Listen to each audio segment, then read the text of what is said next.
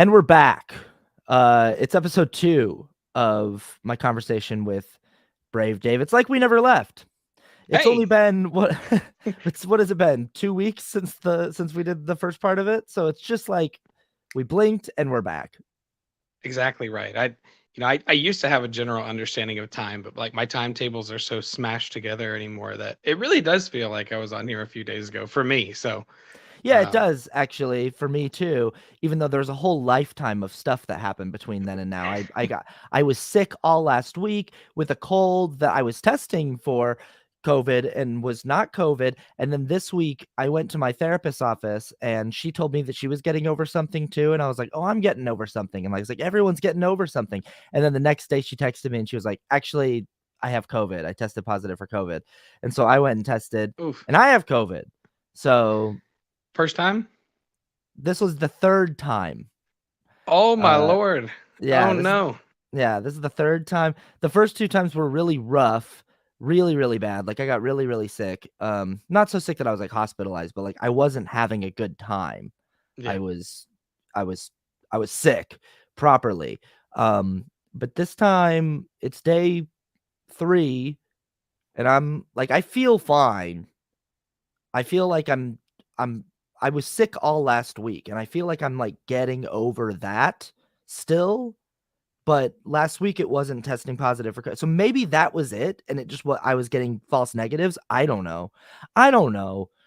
But I'm home while I'm testing positive, and you know, I've got like my voice has a lower register, which I always like about. That's my favorite thing. It's like, all right, well, this is the time that we're gonna do some real serious recording before I go back to I'm gonna really lean into the fact that there's a nice low growl going on with my voice. Okay, we're back. We were talking about peer support. right. Yeah. Yeah. And you've got the new podcast coming out, White Flag. What I wanted to ask you, I think that we were getting into as we were interrupted the last time is like what are some situations in your life where peer support has been useful for you?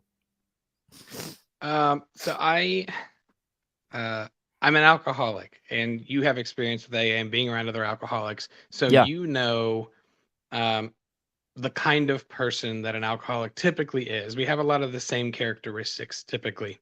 Mm-hmm. Um and one thing we're really good at is not getting into trouble when like a bunch of people are watching us.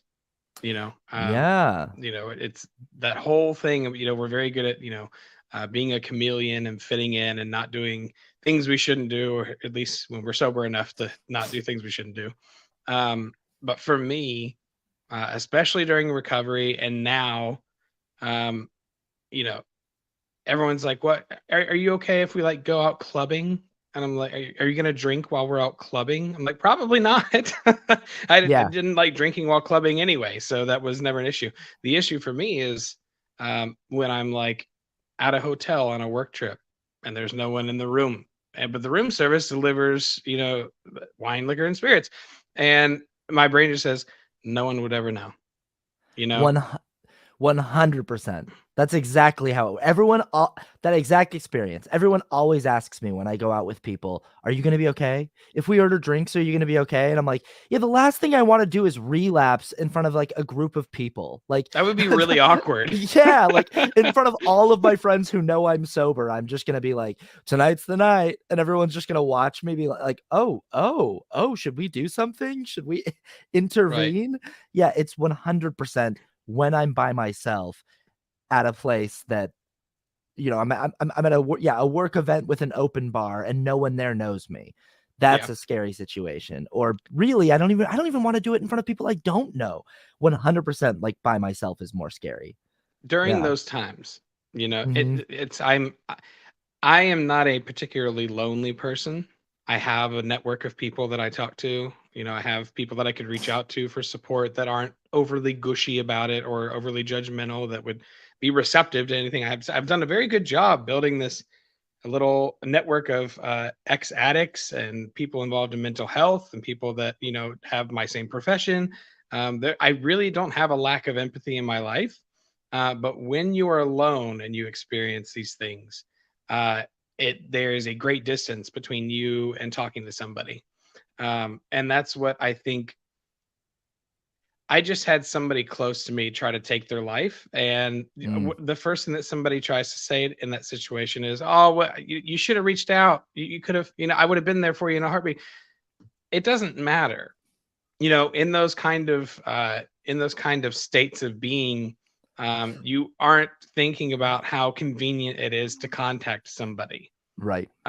So I'm kind of in the same space where it's like when I get, stuck in those modes alone, I'm like, my brain even knows I know I can talk to somebody. Um, but I don't wanna. I do, but my brain tells me that I don't wanna. So those are the moments when the more you do it and the habit builds, you say all you got to do is just take the first step to talk to somebody, and then the rest will kind of streamline itself. So getting over that first hump by repeatedly using peer support to kind of prove to my own brain that it's helpful Yeah. uh, during alone times is when it's been the most useful to me. Yeah. We do talk about that in AA a lot about just picking up the phone. That's often the kind of simple thing that we return to is like just call somebody else, you know. Um, but it's sort of also why when I'm working with newcomers or trying to make an effort to work with newcomers, uh, I know better than to tell a newcomer to call me. I know better than to do that. Like, I know better than to, like, tell Yeah, someone who's, like, really, really struggling, who, like, it's all they could do to get to a meeting. Like, I know how difficult it is to get their ass in that room and be right. there and be, like, announcing themselves as an alcoholic who has 2 or 3 days sober or 1 day sober. Um, if I go up to that person and give them my phone number and say, "Hey, give me a call tomorrow," there's like a 0% chance that they're going to call me. But if I, as the person who has more experience with this peer support model, and knows that this works not only for them but for me, it also works for me to be working with them. If I say, "Hey, can I get your phone number?" and then they give me their phone number, and I say, "Hey, I'm going to call you tomorrow. You should answer when I call." And then I just Right. take like as the person who's like in a more in a and I might not be like I think that I can see where my mental health is at based on like how easy or hard it is for me to punch in a number, you know, Yeah, and to make a call. you're right. You do drill it in though, and Yeah. that's at my sponsor. I remember I went going in because you don't know the rules. So I went going in. I was like, well, I just generally get along with women better than men. And Yeah. I'm sure that I'm the first alcoholic to ever say that. Um, I'm like, I just get along with women better. So I'll probably get like like an older woman sponsor that can like, just have like that loving aunt role. Yeah.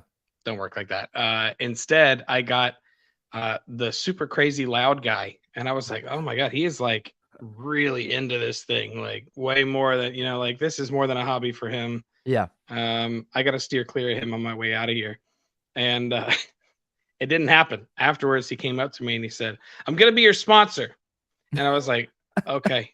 Oh, All right. And no. that's exactly what I needed. And he ended up being somebody so close to me. And, I care for him very deeply now. But that's what that takes. Sometimes peer support takes a little bit of assertiveness from people to say, "I am here now." It's a nice. It would behoove you to answer the phone when I call you tomorrow. Yeah. I mean, Yeah, my early days, I was getting phone calls 2 or 3 or 4 times a day from strangers, people who I had just met, and they were calling me just to say, "How you doing today, Austin? Like, what's going on?" You know? And I mean, it blew my mind. I'd never experienced anything like that before. I'd never had such instant support and instant community. But and I didn't really understand it at the time, but like those people were also doing that for themselves. They were like, "Well, this is how I stay connected to this thing. This is how I stay connected to this solution." So I think that's an interesting aspect of peer support that like it's not just about going out of your way to like make sure other people are okay, but it's how we stay okay together, how we stay healthy together. The like me working with you, calling you to check in on you helps me get outside of myself, helps Yeah. me be rooted in service. And then I, as a result of that, feel better about my life because I feel like I'm not wallowing in my self driven narrative. And I've spent at least a little portion of my day you know asking questions about what's going on in someone else's life. But yeah, like you say with your friend, who I'm sorry that you went through that. Your friend that almost died recently. People in that state, often the phone is 1,000 pounds, and it's the last thing you want to do, and is pick up the phone and call someone and say, "Hey, I'm really, really struggling here. I'm really, really close to the edge here." And I mean, sometimes depression, I feel like, can be almost like an intoxicant in and of itself, where, Right.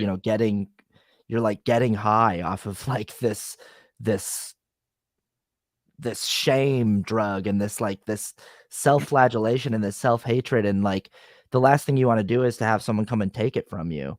Um, the isolation gives you permission almost in a way to indulge in the thing. It's sort of like what you were talking about, how like it's a more scary situation to be alone than to be in a group of people, uh, as far as relapse is concerned. Right. And I love the point you made about kind of exploring peer support in the way that you currently don't do it. And that's, of all the stigmas of peer support, I think that one is probably the hardest to convince the rest of the world of. Is that you're either an A person or you're a B person. You're either always asking for the peer support or you're always giving it because you Mm. feel like, you know, I'm a B person where I love giving advice to people. And I'm to the point now, it's not an ego thing. It's not, but you feel like I don't want anyone else's advice because they don't understand enough to give me the advice that I need. I'm well adjusted in my own self to know what does and doesn't work, that any suggestion you would have wouldn't be good, enough for me to hear it because I've already gone through all the possible scenarios in my head, and that was what it was going in. I was like, I will go to AA because I don't like who I am, and that's what I'm supposed to do. That's what they do in the movies. Um, and when I got over that and realized that I could ask for help in those scenarios, and then subsequently all the other instances of peer support in my life where I was asking for help, and I was like, you know what, other people get it. Sometimes it takes the physical evidence of people getting it to feel comfortable enough to ask. To be someone that typically is only outputting to or only inputting to allow the output to happen. And also people that feel like all they do is ask for help and they're like, well, I can't help anybody, I can barely help myself. Like, that's totally incorrect. You are taking half of the pill here. The satisfaction of providing people your story and your life experience will help you. You can't help it but let it change who you are as a person. And in turn, hearing that experience from you is going to help someone. May not help person A or B, but it may be the reason that person C gets sober, or doesn't take their own life, or decides to get on the right track and do whatever it is that they're trying to do because of what you said. And that's what we told people. It's like, whether you're one day sober or one day clean or whatever, your one day is better, not better, but more significant to someone that has none. And that is your story, that you walk through the front door. So opening up the two-way street is important. It's so interesting to hear you break it down in that A or B way, because instantly my brain goes like, well, which one am I? Which one am I? Which one am I? And I think like in so many ways, I think I'm like you. I think I'm a B person where like especially my outward facing, my public facing persona is like, I do this podcast and I do this content where I'm very, very vocal with an unseen audience about my ideas on how you can better show up in the world for the people around you. Like, here's a better Right. way to be an ally. Here's a better way to be an advocate. Here's a better way to advocate for your own mental health. You know, like stuff like this. I'm very open with suggestions and with bringing in ideas from my personal lived experience in a very public way. But also, I feel like when I'm engaging with my fellows in AA or my friends in real life, I feel like I'm constantly being a taker, where I'm like constantly like going to people with my problems and being like, tell me what I should do. Tell me what I should do about this situation in my dating life. Tell me what I should do about this situation in my professional life. But then also layered in there is, once they tell me what I should do, there's a little voice in the back of my head that's like, nah, you don't know. like, Yeah. like, thanks for telling me, Yeah. but like, you don't know. Like, I gave it the college try, and you gave yeah, the answer I thought you were going to give, so never mind. yeah. So like, Right. I don't know which version of those things I am, but I do know that I have the ability to convince myself that at least in a context of AA or certain situations, like, you know, financial advice or relationship advice, one-to-one on a person-to-person basis, I know I have the ability to convince myself that I'm completely unqualified and have nothing to offer. And so I will not open up or share or relay my experience, because and this is a way that I think my depression and my alcoholism and my disease works on me, is it tells me like, you're so caught up in your own narrative and your own thing that you've lost whatever it was that you once had to offer to people. So it keeps me separated from that peer support process and network. Like, I recently began a 30 and 30, which is a thing that AA people sometimes do. Sometimes they call it a 90 and 90 if they want to be really hardcore, where you go to 90 meetings in 90 days or 30 meetings in 30 days. And I'm in the middle of that process. I'm on like day 14 right now, day 15 today. How's that going? It's okay. You know, I can't remember the last time I went to 15 meetings in 15 days. It's been kind of like a toxic shock or, you know, I don't know, not toxic shock. What's it called when you dump a bunch of chlorine in a pool? I think they just call it shocking. It's shocking. Yeah. Yeah, just shocking the pool. It's kind of like that. It's like you got to like jumpstart the car every once in a while. But I was at this meeting the other day. My sponsor had told me, he was like, don't just go to meetings, like make sure you're sharing, make sure you're telling people where you're at, and make sure you're getting phone numbers of newcomers, and like make sure you're like actively participating, picking up service commitments, all that kind of stuff. I'm at this meeting the other day and it was a round robin share meeting. So I was like, well, whether or not I want to share, I'm going to share in this meeting, and they're going to get to me. Someone's going to call on me and I'm going to have to share. So I'm like in my head thinking like, what are you going to say today that's going to be helpful? What are you going to say today that's going to be useful to this meeting? And I like couldn't, I just was like, I don't know. I don't have anything right now. I don't have good recovery going on right now. I don't have anything decent to share. And then the thought came into my head. It was like, so say that. So be Yeah. honest, Yeah. like be honest, like say what's going on, say why you're doing a 30 and 30, explain how you feel like you've lost touch with working a solid everyday program, explain how you feel like you've lost conscious contact with a higher power or whatever that is to whoever it is in the room. Be honest. So I did that, and it turned out that day, that was maybe the most useful thing I could have done for that room, because the rest of the shares for the rest of the day were people who were commenting on my share going like, I'm just so happy that you said that. I needed to hear that like, it's okay to like, Not have a zinger for the day. yeah, or to fall out of Yeah. touch with your program, you know, or to feel like you're not doing everything that you should be doing for your mental or spiritual health, you know, like it's okay to start over, you know, Right. to just come back to the basics. I have this problem of thinking that my problems are too complex for simple solutions always. I always think I hate it. I hate it when people tell me drink more water or go on a walk or, you know, Yeah. watch what you're eating, or, you know, I just like, oh, fuck you.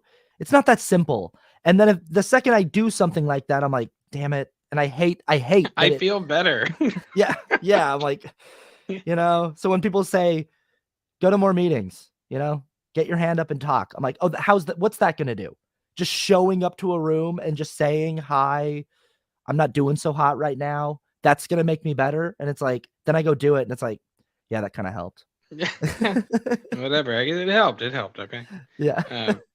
Yeah. I love everything about what you said, because I feel like I resonate a lot with that, especially doing AA. And I know your viewers, you probably don't have a huge viewer base in AA, so I won't try and talk about it too much, but it is this feeling of, it's a hard habit to break, because for those of you that don't know, basically you're going in a circle and you're sharing things about your story. And the goal is that whatever you say that day, when other people hear you talk about yourself, something you say resonates with somebody else in the group, which helps them heal. Right. So when you first get into the program, there's a lot of ego involved, and there's a lot of like insecurity, because you want to make sure that you're contributing like everybody else.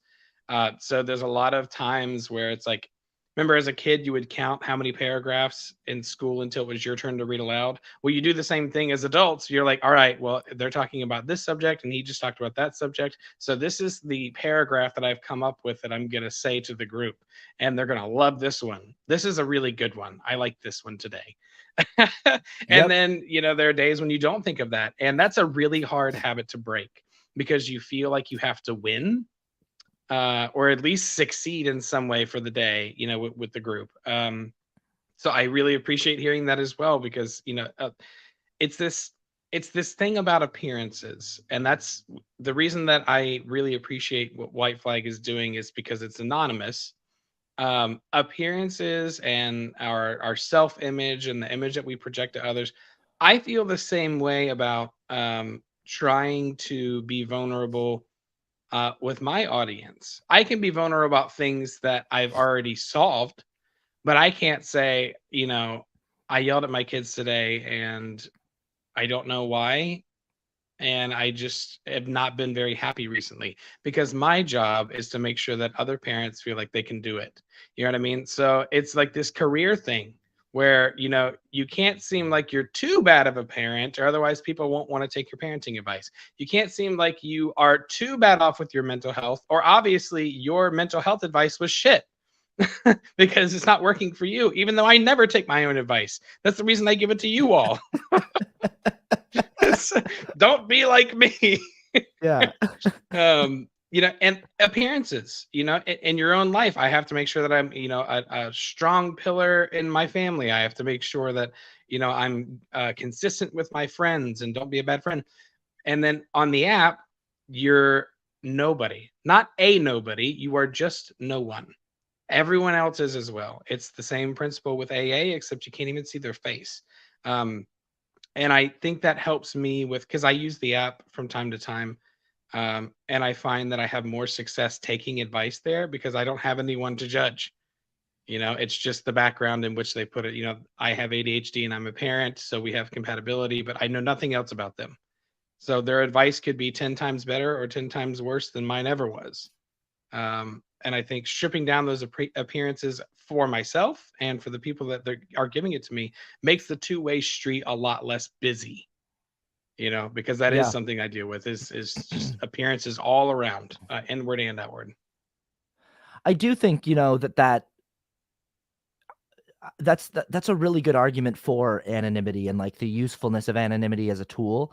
Because sometimes I struggle with the anonymous part of AA too, like where I'm just sort of like, what are we doing here? What is this whole? Because I'm like I feel like this tradition started at a time when it was like, oh, you could lose your job if it got out into the community that you have a problem with alcoholism. Whereas today it's like, if my job found out that I was like going to AA and getting sober, they'd be like, if I had a 9 to 5, they'd be like, cool, good for you. Glad, like, great. It would be a very weird thing to fire someone over, but it's not even really about that anymore. I think that this is an interesting place to be like, because I can see someone's face at a meeting, but like all I know about them is their first name. I don't know where they live. I don't know what they do. I don't know what their job is. I don't, like all I know about them is their first name and that they are an alcoholic like me, who Right. has had similar lived experiences as me. And that person is like relaying their lived experience to me that day, and I can take it or leave it. And I can choose to like relate to it and listen to it and try to lean into it, or I can put distance between me and that person and go like, nah, me and that person aren't the same. They don't, Yeah. that person doesn't get it. And there is that sort of anonymity that exists there where like I'm not going to become friends with this person on social media necessarily. I'm not, like even a lot of people when they give me their phone number will just put their last name initial, so it'll be like Yeah. Ben G, and I'm just like, and I'm like talking to Ben every day, but I'm like, I don't know anything about Ben other Who's than that? I That's met Ben G. it's Ben G at this meeting that I met. I don't know anything about him, Yeah. Yeah. And there's some people that I get to know better, but I think that sort of, depersonalizing the relationship there so that advice becomes easier to take. It's sort of like a relationship that a person has with a therapist sometimes, where it's like, this is a better situation for me to bounce ideas off of and use as a sounding board, because this person and I don't have an emotional attachment to each other. Yes. There's not that intimate connection that makes me that maybe clouds their ability to give me solid objective advice, and maybe clouds my ability to receive solid objective advice. Yeah. So that is an interesting thing. I will say this though, when you were talking about the reading aloud in class and counting the paragraphs till you speak, that resonates so much with me and the feeling of like Oh, what it's it's like to nerve-wracking. Oh yeah. And what it's like to know that like today you're going to try to share, and then you're like listening, paying attention to what everyone else is commenting on and being like, "Ooh, I like that. I'm going to mention that in my share. I'm going to mention that person said that so that everyone knows that I was listening." And then I'm going to mention the part that this person said in the initial lead so that everyone knows that I listened to that. And then I'm going to tie that into my story of what's going on in my life this way. And you're already doing all this stuff. And there is sort of an ego and fear-based element there of like, if I'm gonna speak up, I want my thing to be good. I want everyone to like notice that like my thing was good and my share stood out. And I think even in a comment section where it's anonymous, I could still have that ego where I'm like, Yeah. if I'm gonna share some feedback in this comment section or on this app, I want my thing to like get the most hits. Like I want my thing to like be noticed by the most. I want Yeah. people to notice that my thing was like particularly well worded. And And that's the thing. Like, have you never heard it before? I have heard it before. So why do I feel the need to obtain the information a fifth time or a 10th time or a 100th time? And yeah, people hear the word ego and they automatically think that it has to do with some big, chest puffed out, like, super confident, and arrogant. And that's not true. Everybody has an ego. Ego is just, curation and, self maintenance of our baser instincts and emotions and how we feel about things and how things affect us and whether or not we let those things affect our emotions. So a majority of things that we do or don't do come from ego based decisions. um, and I think trying to simplify things by like you using anonymity helps, because you're starting from a clean slate. Your ego says, well, I don't have anything to prove here, and they don't have anything to prove, and they don't know me and I don't know them. It's a lot less in the equation, especially for people that tend to overcomplicate things anyway, like me. yeah, So it's nice to just say, I don't have, it's like when you put your phone down and you just walk away from your phone, all of a sudden the 5 app rotation that you find yourself locked into, it's not there. So you have to do something else with your time. That's why they say put your phone face down and walk away from it. Put something on top of your phone. Put an empty cup on top of your phone. It's one more step you have to do to get back into the routine. mm, It's the same with anonymity. You're taking out so many parts of the equation. Your brain says, well, I have to focus on something else since I'm not winning anything. I don't have to prove anything to anyone. I don't have anyone to upset. I can actually just have this honest and true conversation with this person because we don't know each other like that. yeah. I've been going to my therapist for over a year, and this last session, I learned more about her than I ever had before. It just like started happening where I started asking her questions about her, and she was like, "Oh, you never asked me that," and I was like, "Should I have?" Like all of a sudden in my head, I was all insecure. Where I was like, "This whole," and then I felt bad. I was like, "This whole time I've just been coming to this woman and talking about myself for like an hour every week, and I've never asked her these questions." But then I was like, What about her needs? and I was like, but I literally pay her to listen Right. to me talk for an Yeah. hour. But it was just like it came. We were talking about like The Last of Us that we're both watching on HBO, and she's like, well, I played the video game in high school, and as soon as she said that, I was like, you played it in high school, and then I was like, how old are you? And she goes, you've never asked me that, and I was like, well, I always assumed that you and I were like the same age, and I was like, but you're a little younger than me, aren't you? And she was like, I am. She's like, I'm like 4 years younger than you.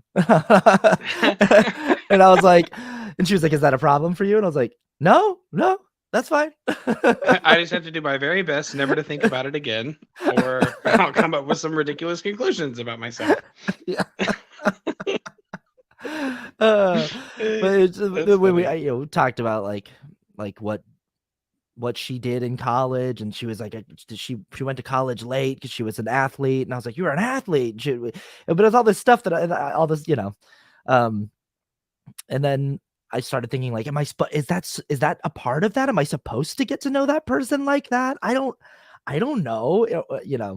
Uh I think it can't hurt at some point to start to get to know your therapist I as think so too, but I have a long track record of, I used to have a therapist. I don't see her anymore, just for like insurance reasons. But I have this long track record of going in too deep with people, being too friendly to friends, being too emotionally engaged early on in the relationship, just getting 10 steps ahead of them.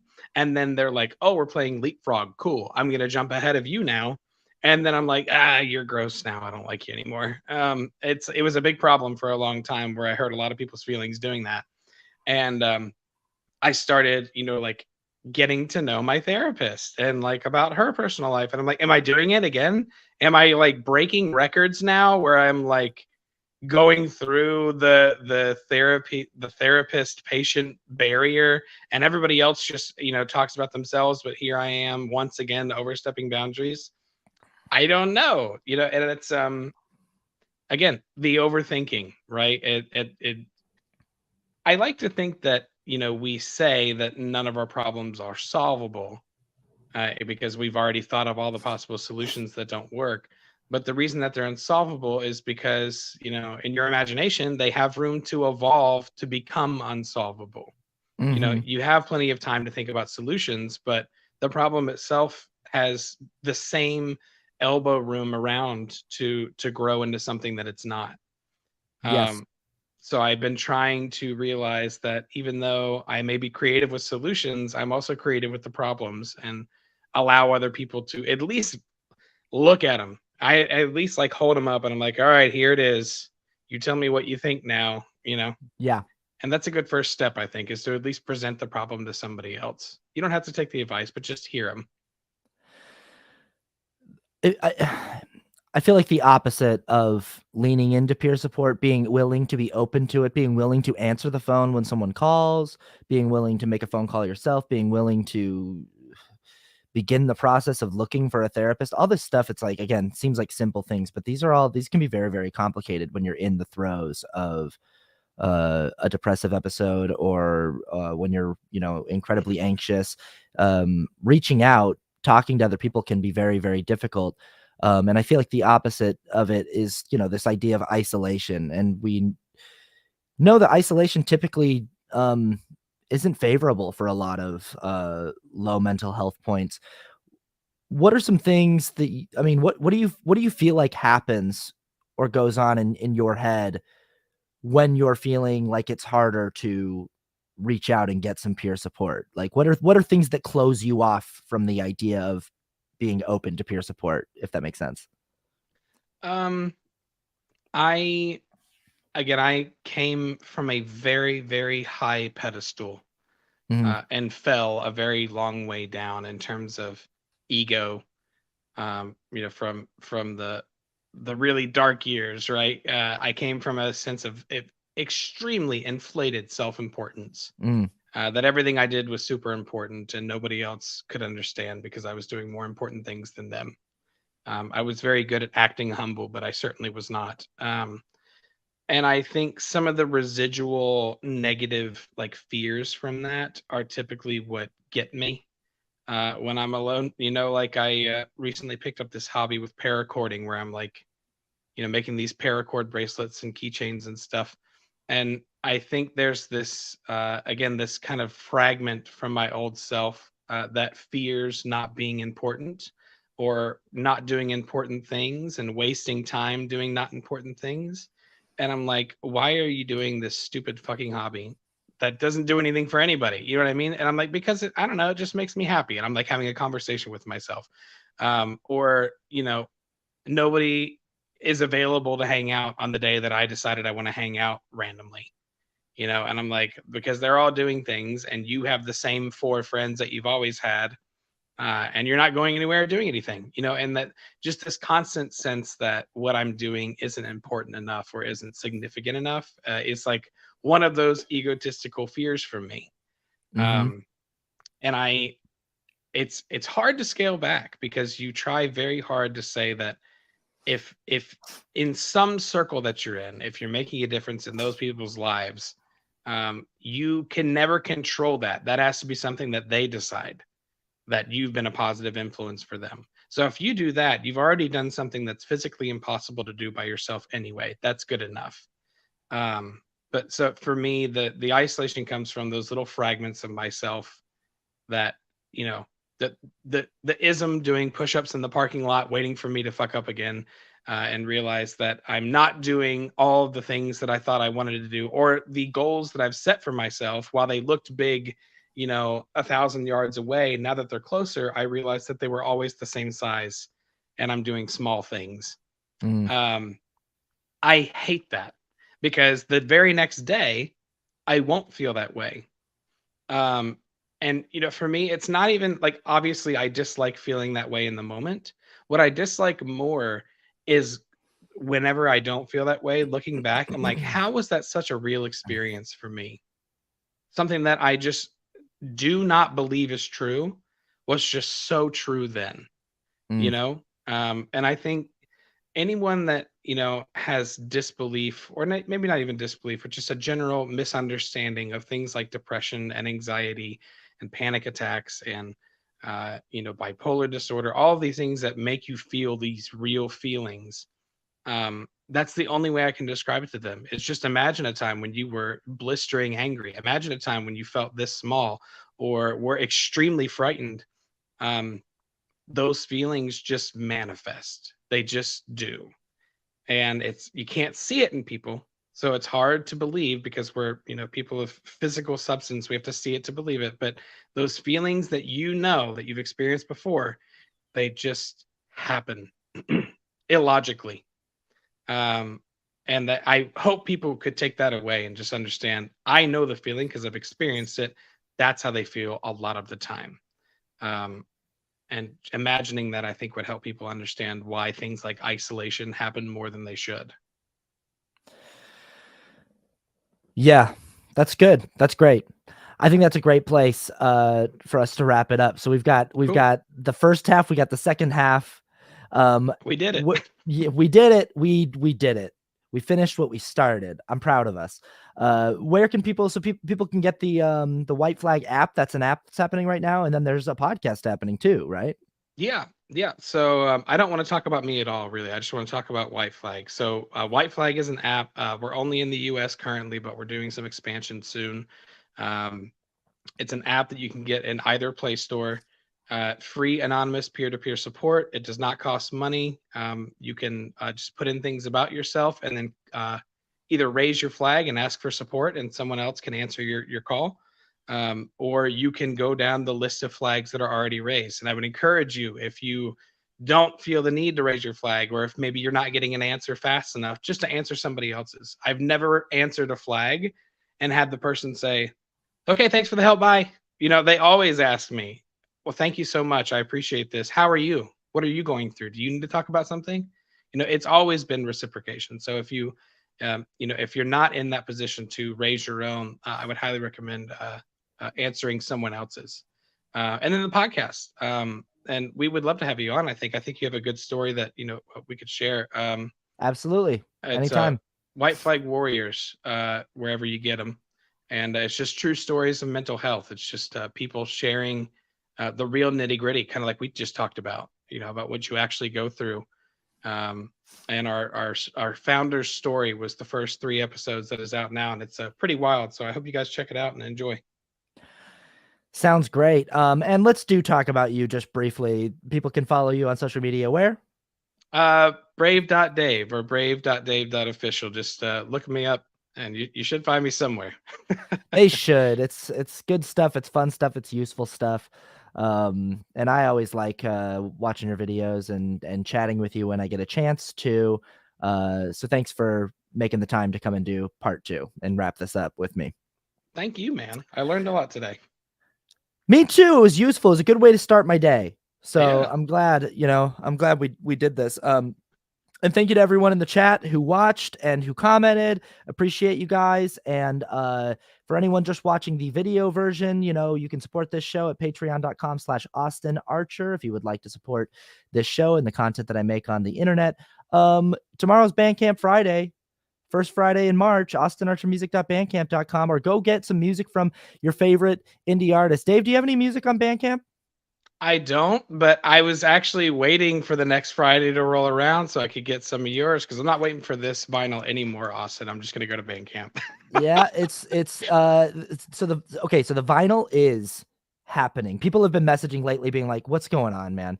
What happened is they sent me the test pressings for this vinyl, and it wasn't right. The master on the vinyl was blown out. I tried it on 4 different kinds of speakers, and on the top end it kept like distorting, like everything was blown out. So I was like, all right, so it's not working. So they had to remaster everything, and they get the remasters back to me. I had to re-listen to all of that stuff on different speakers and confirm that sounds right. Now we're finally in the process of getting the vinyl press. So it should be a week or 2. Like we're very, very close. Oh, but okay. But Bandcamp Friday is tomorrow for anyone who Yes. wants to pick up the TikTok albums or anything like that. Now that's what I call a bunch of Austin Archer's TikTok songs, volumes 1 through 4. It's Bandcamp Friday, where Bandcamp waives their service fee, gives 100% of sales to the artist. It's a great day to support indie music. That's all the stuff. Anyway. That's the stuff, folks. Okay. Bye, everybody. Bye, Dave. See you.